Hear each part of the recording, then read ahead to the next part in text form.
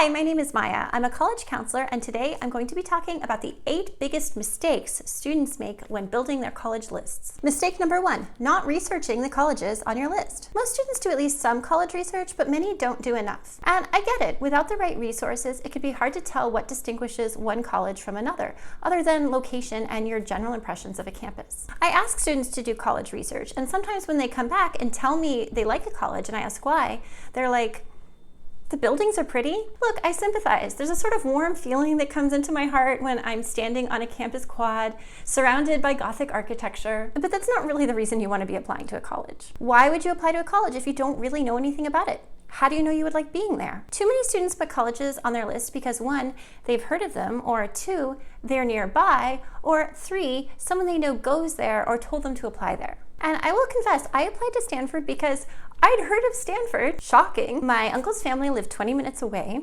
My uncle and my parents were like, you should go here. And I visited the campus and I thought it was pretty.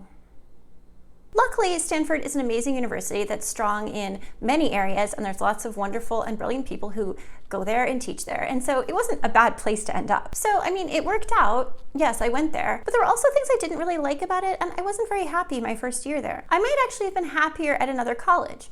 Or if I had done more research, I might have been able to immerse myself in the things I did come to love about Stanford right away, instead of being sort of confused about my life freshman year and wondering why everyone around me was so bubbly and wanted to make cupcakes all the time. I was kind of into being moody and intellectual. Yeah, things have changed. So research can be hard to do, especially if you're unable to travel to a lot of campuses, but there are tons of resources. Websites, social media, virtual tours, information sessions. If you look, you can learn a lot about colleges. Number 2, applying to too many far-reach or dream schools. Because there's a kind of randomness to college admissions where it might not always be immediately clear why one student might get into a college and another might not. Sometimes students might figure that if they want to go to an Ivy, they better apply to all of them to increase their chances of getting in. For a small group of students, applying to a number of highly selective universities might help them get into one of them. But if a college is truly a far reach for you, that is, you do not have the typical profile of a student who gets admitted to that college, applying to even more far reach colleges is not going to increase your chances that much because the colleges are still going to look at your app and say,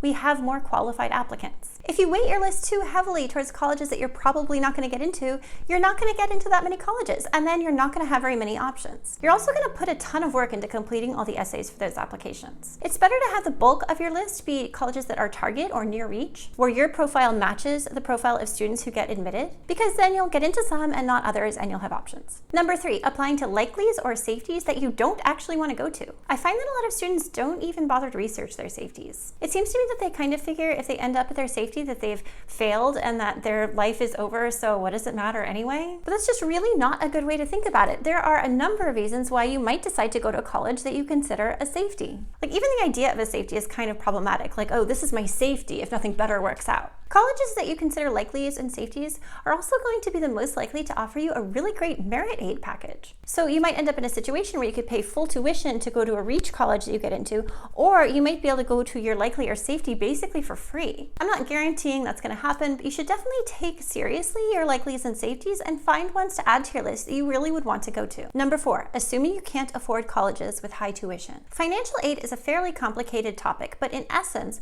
what you need to know is that the price tag you see when you research a college is not necessarily what you will have to pay. What a college will cost for you to attend depends much more on their ability to provide need-based and merit aid than it does on the actual cost of tuition. This is especially true for low-income students who are applying to highly selective colleges because many of those colleges now cover all demonstrated financial need. For example, Harvard doesn't expect families making less than $65,000 a year to contribute anything at all to students' tuition or room and board. Even if you come from a higher income family and don't expect to be offered much in the way of need-based aid, it's important to note that colleges sometimes offer merit aid to students that they really want to attend and also can have specific scholarships that you can apply for. The point I'm making is not that you should ignore cost, but that you should not rule out a college without looking more closely at the aid you are likely to get. And sometimes you can't really know what aid they will give you unless you apply and see. That's why it can be important to apply to enough target colleges that you'll be admitted to multiple colleges and then be able to compare financial aid packages, which is directly related to mistake number 5, which is applying to too many colleges or too few colleges. The problem with applying to too many colleges isn't really that submitting a lot of applications is a bad idea in and of itself. There isn't really a bad outcome or like a rule against it, but it's just going to be a lot of work to apply to like 30 colleges, and it just doesn't make sense as a good use of your time. You have to remember that most selective colleges will require specific essays unique to that college. And while you'll be able to reuse some of that content, you'll be doing a lot of writing and editing for each one you apply to. It's better to focus your effort on applying to about 10 colleges and actually submitting good applications and essays, and also taking time to keep up with school and your extracurriculars, rather than submitting rushed applications to more colleges. If you're really determined to apply to a lot of colleges, don't let me stop you, but just be warned and make sure that you can keep up with all of it without getting overwhelmed. The main risks of applying to too few colleges are that you'll end up somewhere that you don't want to go, and or you won't be able to compare financial aid packages, as I explained before. The main instance where I see this really being a problem is where a student applies to likelies and safeties that they don't really like, and then a few far-reach colleges with nothing in between. However, sometimes it can make sense to have a small list. I've had students come to me with very specific preferences. For example, they want to stay close to their family, and so they only want to apply to a few colleges in the local area. And that is totally fine. Or maybe you just don't want to do 10 college applications. There is nothing wrong with that, as long as you know that you're genuinely going to be happy going to your safeties or likelies, and you know that you have the financial support that you will need to go to those colleges. Number 6, making assumptions and decisions about colleges based on stereotypes without doing research. Without research, you risk relying on stereotypes about colleges, usually related to their location or reputation, that might be outdated or just simply wrong. When my uncle suggested I apply to Stanford, I was like, oh, isn't Stanford just for engineers? No, it's not just for engineers. Like, I don't know why I thought that. So I'm really glad that that was pointed out to me, or I would have thought that I could never go there. Another example that comes up a lot is that my students tend to live on the coast, and so they'll often say that they don't want to go to college somewhere in the middle, which definitely rules out a lot of colleges that could be great options for them. Sometimes this stems from concerns about diversity, which is completely legit. I'm in California, and colleges in California tend to be very diverse. But sometimes some research and finding out the data can really surprise you. I recently had a student apply to and attend Vanderbilt, which is in Tennessee. Would you expect that a college in Tennessee would have a student body that's only 44% white? Probably not, given that the state itself is about 75% white. Most of the student body actually comes from out of state to attend. Number 7, obsessing over rankings. Rankings are a construct that Americans have created because we like lists, and lists sell, and selling things makes money. There are so many problems with trying to rank all the colleges in the United States. For example, if you look at a breakdown of the US News ranking,